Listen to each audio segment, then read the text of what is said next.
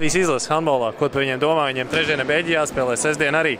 Kā būs? Nē, pušiem ir potenciāls, ir varēšana, ir gribēšana, viss ir. Varbūt pietrūkst vienīgi tāds pēc treniņa, pēc spēļa atslābuma treneris, kas varētu būt es. Jo redz, ir ļoti svarīgi attiet, jā, ieiet kaut kamā jaunā, jo tas dod spēku pēc tam atgriezties uz laukumu un pielikt punktu tur, kur ir jāpieliek punkts, redz, jā. Protams, sievietes, masāži, jā, pirts, džakūzi, gurķīši, viss kā. Domā, handbolistiem tas trūkst? Netrūkst, bet vajag vairāk un vajag pareizā secībā, pareizā daudzumā un vajag galvenais kādu, kas to uzrauga. Te es atkal varētu tā kā uz sevi atsaukties, jo viena lieta ir, ka jūs paši visu mākat, visu varat, otra lieta ir, ka kāds jums mazliet parāda, ka ja tu darīsi šitā, bet arī tā, bet tad tikmēr tas skatīsies, kā tu dari to, ko, saprat. Kāda varētu būt handbolistu uzvaras receptā īstā? Īstā uzvaras recepte ir mazliet piešaut piparu, kuru pretinieks negaida, un mums tas Būs pipars. Kad tu beidzi? Ko sagaidi no spēlēm ar Beļģiju? Es? 2 punktus. Cik no tevis mēs varam punktus gaidīt? Atkarīgs no trenera, cik es daudz spēlēšu.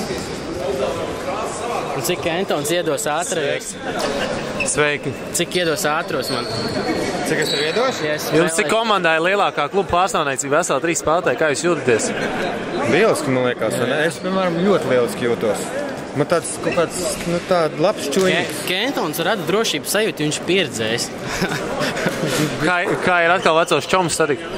Kā vienmēr. Te jau bija kāds bija jau izteicies iepriekšējā ciklā, tas tāds salidojums, nekā mēs jau tā tiekamies, bet ir vajag kaut. Sen nebija redzējis, tagad visiem parunājam, tā kā veci čomi. Laiks arī uzvar kādu iekrāt beidzot, cik te var zaudēt, ir beidzot ņēmums pretinieks. 4 uzvaras.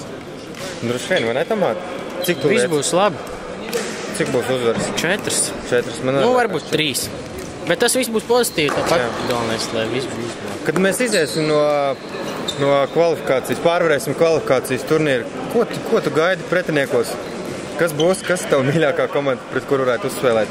Es francūšu varētu uzspēlēt. Vienreiz jau vinējām Franciju taču. Jā. Vinējām Rīgā. Dubultas neplīst. Ņemsim, jā, frančus. Ņemsim. Ko ņemsim vēl pretī? Kas mums vēl tāds parocīgs ļoti? Vāciešus, fričus. Vāciešus. Ko vēl? Slovēņiem vai Slovēņus vajadzētu vinēt? Tu jau nespēlē, mēs vienreiz zaudējām Slovēņiem. Es gribētu Palmersonu pārmācīt. Tad ņemsim apakaļ to pašu grupiņu. Jā, to pašu.